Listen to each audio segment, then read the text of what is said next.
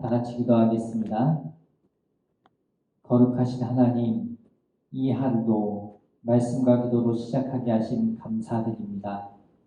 각자의 처소에 성령으로 임재하여 주시어 말씀하여 주시옵소서. 기도할 때 주님의 깊은 사랑을 경험하게 하여 주시옵소서. 거룩하신 예수님의 이름으로 기도드립니다. 아멘. 오늘 우리에게 주신 하나님 말씀은 이사야 37장 21절에서 38절 말씀입니다. 이사야 37장 21절에서 38절 말씀입니다. 각자의 처소에서 함께 합독하겠습니다.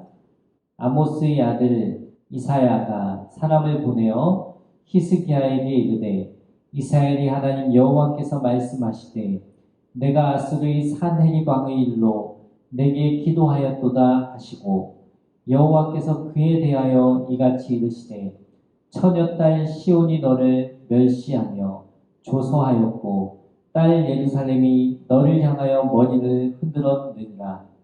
내가 회방하며 능욕한 것은 누구에게냐? 내가 소리를 높이며 눈을 높이 들어 향한 것은 누구에게냐?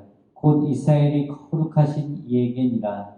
내가 내 종을 통하여 주를 회방하여 이르기를 내가 나의 허다한 병거를 거느리고 산들의 꼭대기에 올라가며 레바논의 깊은 곳에 이르렀으니 높은 백향목과 아름다운 향나무를 베고 또 그 제일 높은 곳에 들어가 살찐 땅의 수풀에 이를 것이며 내가 우물을 파서 물을 마셨으니 내 발바닥으로 애굽의 모든 하수를 말리리라 하였도다.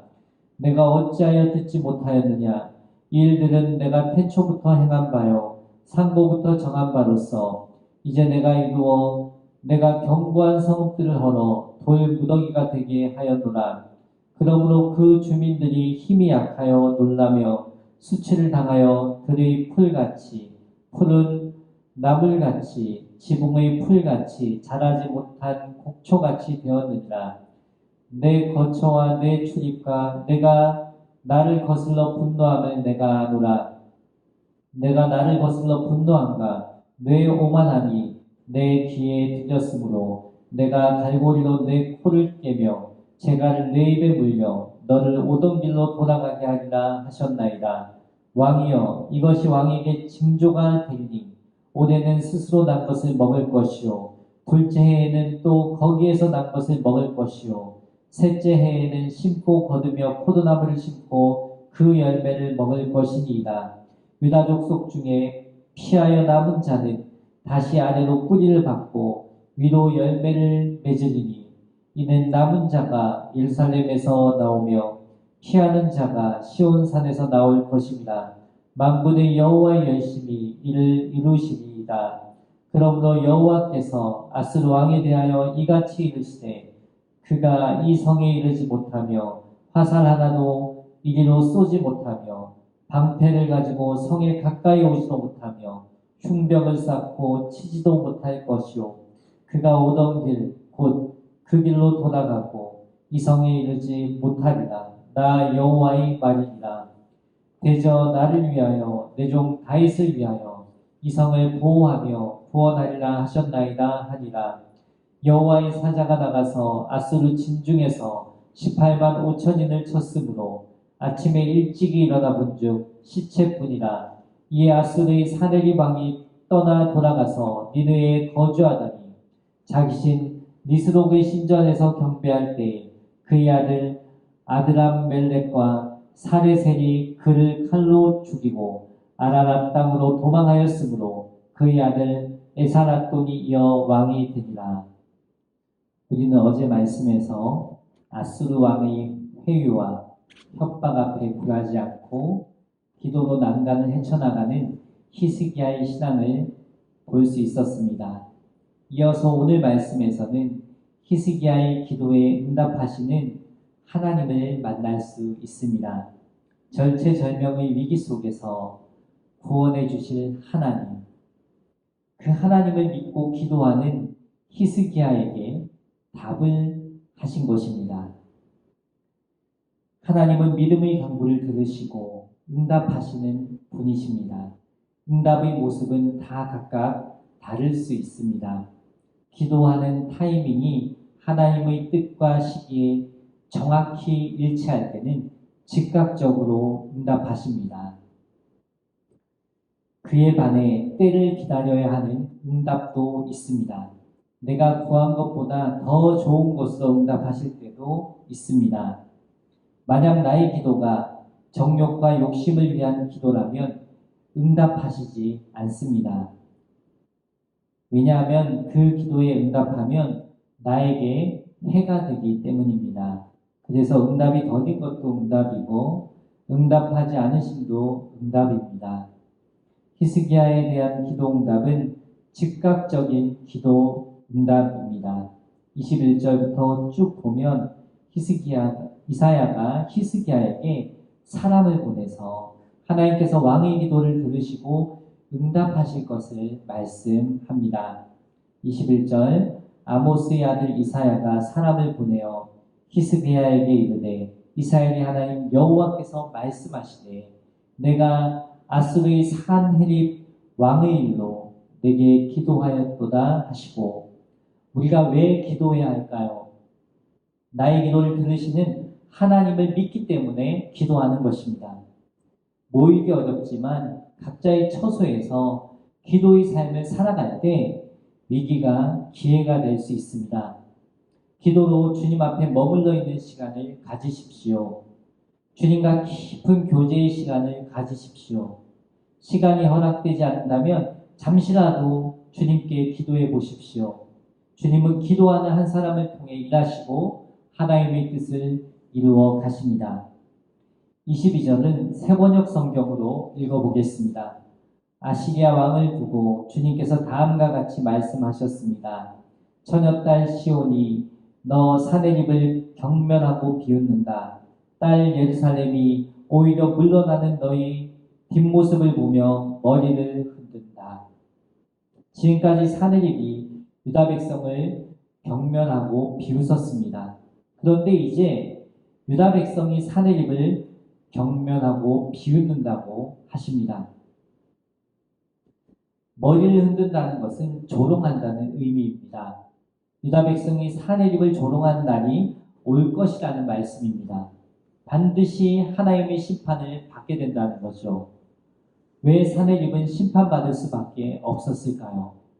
그들의 교만함 때문입니다. 23절 내가 해방하며 능력한 것은 누구에게냐? 내가 소리를 높이며 눈을 높이 들어 향한 것은 누구에게냐? 곧 이스라엘이 거룩하신 이에게니라. 내가 거룩하신 하나님을 향하여 소리를 높이며 눈을 높이 들었다고 합니다. 자신의 위치를 망각하고 하나님의 위치까지 올라가려고 할 정도로 교만했다는 것입니다. 어제 말씀에서 살펴봤듯이 사내립은 하나님을 이방신 정도로 취급했어요. 아무 힘도 쓸 수 없는 우상으로 취급했어요. 그래서 우리가 공격하면 너희가 믿는 하나님도 너희를 지킬 수 없어 라고 한 것입니다. 이렇게 자기 힘이면 못할 것이 없는 것처럼 의시되며 말하고 행동하는 것, 교만입니다. 24절에는 자기들이 마음만 먹으면 어느 지역이라도 점령할 수 있다고 자부하고 있습니다. 내가 내 종을 통해서 주를 해방하여 이르기를 내가 나의 허다한 병거를 거느리고 산들이 꼭대기에 올라가며 레바논의 깊은 곳에 이르렀으니 높은 백향목과 아름다운 향나무를 베고 또 그 제일 높은 곳에 들어가 살찐 땅의 수풀에 이를 것이며 제일 높은 수풀은 도저히 접근 불가능한 산 위에 있는 요새를 말합니다. 이것은 사내립이 불가능해 보이는 일도 자신의 힘과 능력이면 극복할 수 있다고 정말 자신만만하게 말하는 그들의 교만한 모습입니다. 히스기야와 정반대의 태도라는 것을 알 수 있습니다. 히스기야는 절체절명의 위기 상황에 자신이 믿는 하나님 앞에 엎드렸습니다. 기도하지 않고 내 힘으로 어떻게 해보려는 교만하다는 증거입니다.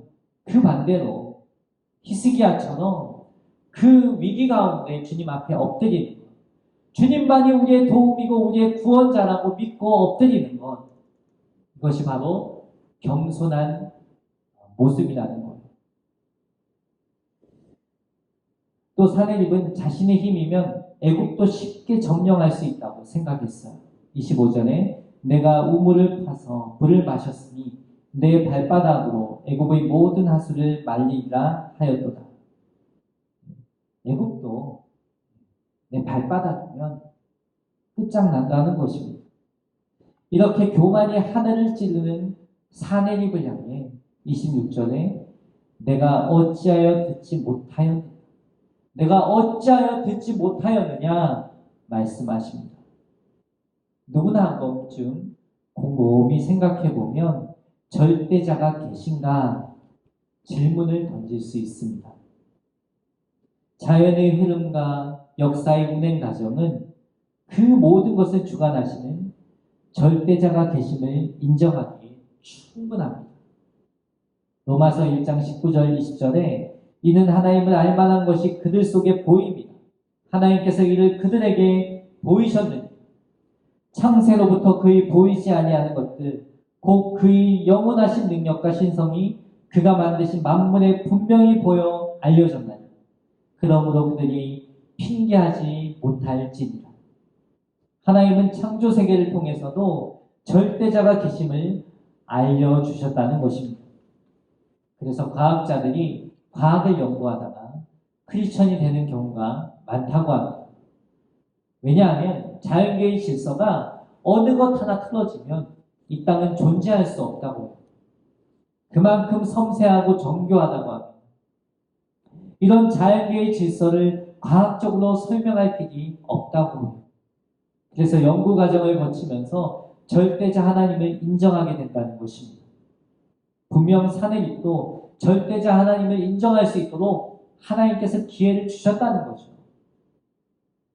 그래서 하나님은 너가 어찌하여 듣지 못하느냐 말씀하십니다. 26절 내가 어찌하여 듣지 못하느냐. 이 일들은 내가 태초부터 행한 바요 상고부터 정한 바로서 이제 내가 이루어 내가 견고한 성읍들을 하고 돌 무더기가 되게 하였노라. 이 일들은 내가 태초부터 행한 바다. 하나님의 주권을 말합니다. 하나님께서는 모든 것을 아시고 이루시는 분이라는 것입니다. 하나님의 영원 속에 잠시 아수르를 사용하신 것입니다. 그런데 그걸 모르고 교만에 빠져 있었던 것입니다. 그래서 우리는 항상 무엇을 하든지 하나님께서 나를 사용하신다는 것을 기억해야 합니다. 나를 통하여 일하신다는 것을 아셔야 합니다. 오늘도 나는 하나님의 영원한 시간표 안에서 주의 일에 동참하고 있음을 믿고 살아가야 합니다. 그런 은혜가 있기를 축원합니다. 28절 29절은 세 번역으로 읽어보겠습니다. 나는 다 알고 있다. 너가 앉고 일어서는 것, 너가 나가고 들어오는 것, 너가 나에게 분노를 품고 있는 것도 나는 모두 다 알고 있다. 내가 나에게 품고 있는 분노와 오만 이미 오래전에 내가 직접 들었기에 내가 너희 코를 갈고리로 깨고 너희 입에 재갈을 물고 너가 왔던 그 길로 너를 되돌아가게 하겠다. 나는 다 알고 있다. 무슨 행동을 하는지 어떤 마음을 품고 있는지 다 아신다는 것입니다. 그들의 죄악을 이미 오래전에 알았다는 것입니다. 그래서 그 코를 갈고리로 깨고 입에 재갈을 물려 너가 왔던 그 길로 되돌아가게 하겠다는 것입니다. 이 표현은 그 당시 야생마를 길들이기 위해 말의 주둥이에 재갈을 물린 것과 같습니다. 즉 사내립을 야생동물에 비유한 것입니다. 하나님께서 그의 교만을 심판한 결과로 그가 강제로 그의 나라로 돌려보내질 것이라는 그 예언의 말씀입니다. 철저히 사내립을 심판하시는 일에 하나님께서 개입하고 계심을 보여주고 있습니다. 30절부터는 유다 백성의 회복을 약속하는 말씀입니다. 회복을 약속하는 말씀 가운데 주목해야 할 말씀이 있습니다. 32절에 만군의 여호와의 열심히 이를 이루시리이다. 만군의 여호와의 열심히 이를 이루시리이다. 열심의 비슷한 말이 열정입니다. 열정. 사람이 내는 열정도 어떤 목표를 이루는 데 있어서 큰 도움이 됩니다. 하지만 그 열심 때문에 때로는 일을 그르치기도 합니다. 마음 상하는 일도 생깁니다. 나만 마음이 상하는 것이 아니라 주변 사람들도 마음이 상해서 어려워하기도 해요. 의도했던 것과 다른 열심 때문에 곤란한 상황이 벌어지기도 합니다. 하지만 하나님의 열심은 이를 그르치지 않습니다. 하나님의 열심 안에는 회복이 있습니다. 치유가 있습니다. 구원이 있습니다. 소망이 있습니다. 하나님은 졸지도 주무시도 않는 분이라고 했습니다. 그 열심으로 지금도 일하고 계신 분이 하나님이십니다. 앞길에 대한 염려가 있습니까? 불안한 마음이 있습니까? 시간은 자꾸 지나가고 주님을 위해 뭔가 하고 싶은데 초조한 마음이 드십니까? 이런 마음도 주님 앞에 내려놓으십시오. 하나님의 열심이 우리의 열심보다 크십니다. 그저 나는 하나님의 원대한 열심 안에서 나에게 맡겨진 사명을 다하는 것입니다. 나의 때에 못 이룬 것은 나의 자녀 때에 이루실 것입니다. 다윗 때 이루지 못했던 성전 건축, 솔로몬 때 건축하게 하십니다. 대신 다윗 때에는 성전 건축에 필요한 것들을 준비하게 하십니다. 하나님께서 우리 자녀 때에 이루실 것이 있음을 믿는다면 나는 무엇을 준비해야 할까? 고민해 보시기 바랍니다. 무엇보다도 신앙의 준비를 시켜나가는 것이 중요할 것입니다. 정말 하나님을 의지하는 자녀, 하나님을 바라보며 믿음으로 살아가는 자녀, 위기의 때에 무릎 꿇는 자녀, 하나님께 예배하는 일은 철저히 어떠한 어려움이 있어도 지키는 자녀. 정말 자녀들에게 신앙의 유산이 잘 이어지는 은혜가 있길 축원합니다. 방황하는 자녀들이 부모의 눈물의 기도로 주님 앞으로 돌아오는 은혜가 있길 축원합니다. 하나님이 열심히 그 일을 이루실 것입니다. 하나님께서 유다를 회복하시는 말씀을 보면 하루아침에 회복하시지 않으셨어요. 순차적인 회복을 주셨어요. 30절에 왕이여 이것이 왕에게 징조가 되니 올해는 스스로 난 것을 먹을 것이요 둘째 해에는 또 거기에서 난 것을 먹을 것이요 셋째 해에는 심고 거두며 포도나무를 심고 그 열매를 먹을 것이니이다. 올해, 둘째 해, 셋째 해 순차적으로 회복이 있었음을 알 수 있습니다. 하나님은 우리의 삶 속에서도 순차적으로 일을 행하시는 분이십니다. 내 때가 아니라면 내 자녀 때 하나님의 일과 하나님의 회복의 역사가 있을 것입니다. 마지막으로 하나님께서 아스르 왕의 심판을 말씀하시면서 유다를 보호하시는 이유는 다윗과의 언약 때문이라고 하십니다. 35절 대저 내가 나를 위하여 내 종 다윗을 위하여 이 성을 보호하며 구원하리라 하셨나이다 하니라. 먼저는 나를 위한 것이라고 합니다. 정말 하나님의 이름이 그 거룩하신 하나님의 이름이 아수르 사내림에 의해서 짓밟혔어요. 능력을 당했다고 했어요. 그 하나님의 이름을 위하여서 하나님께서 유다를 회복하시겠다고 하셨어요. 그 다음 하나님은 다윗과 언약을 체결하셨습니다. 다윗 때에 약속하신 그 언약을 신실하게 지키기 위해서 하나님은 유다를 회복하신 것입니다. 하나님은 약속을 파기하지 않으시는 분이십니다. 그 약속을 신실하게 이행하셨음을 말씀은 증거해주고 있습니다. 오늘도 우리가 묵상한 말씀을 붙잡고 우리는 기도할 필요가 있습니다. 말씀은 곧 약속이기 때문입니다. 하나님의 자녀에게 하신 약속입니다. 그래서 말씀 기도를 한다는 것은 하나님의 약속을 붙잡고 기도하는 것과 같습니다. 오늘도 약속을 붙잡고 기도하는 저와 여러분 되길 소망합니다. 또 하나님은 아수르 왕에게 하셨던 말씀 그대로 이루십니다. 예루살렘을 공격하려고 하는데 다 막히고 화살 하나 쏘지 못합니다. 또 의기양양하게 예루살렘을 공격하기 위해 준비하고 있던 18만 5천 명은 하나님께서 사자를 보내셔서 하루아침에 다 죽게 합니다. 36절에 여호와의 사자가 나가서 아수르 진중에서 18만 5천인을 쳤으므로 아침에 일찍 일어나 본즉 시체뿐이다. 사내립은 이 광경을 보고 폐잔병처럼 아수르의 수도 니느웨로 돌아옵니다.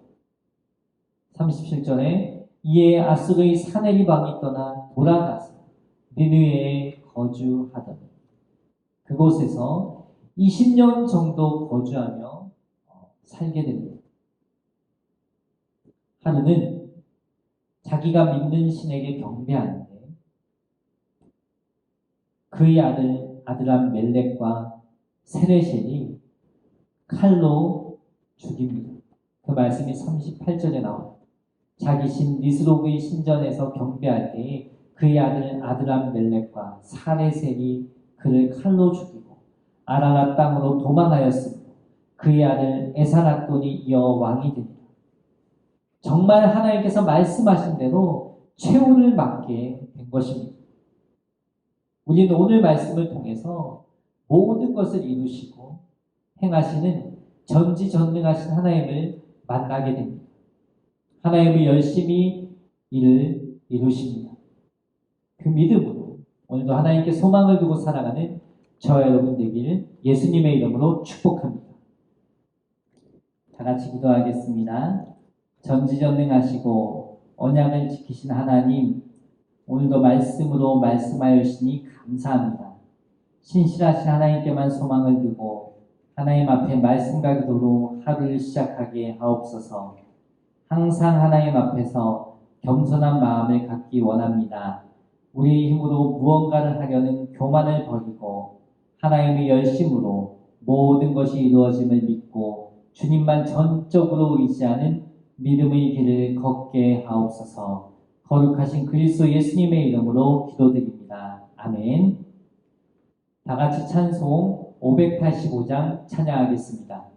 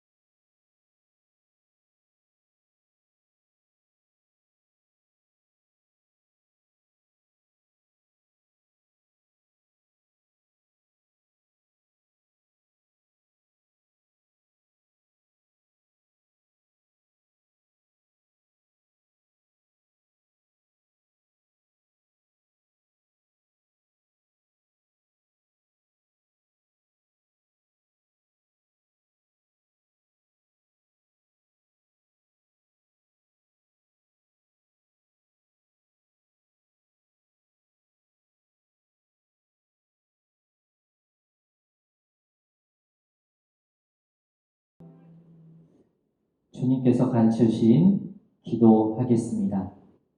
하늘에 계신 우리 아버지, 아버지의 이름을 거룩하게 하시며 아버지의 나라가 오게 하시며 아버지의 뜻이 하늘에서와 같이 땅에서도 이루어지게 하소서.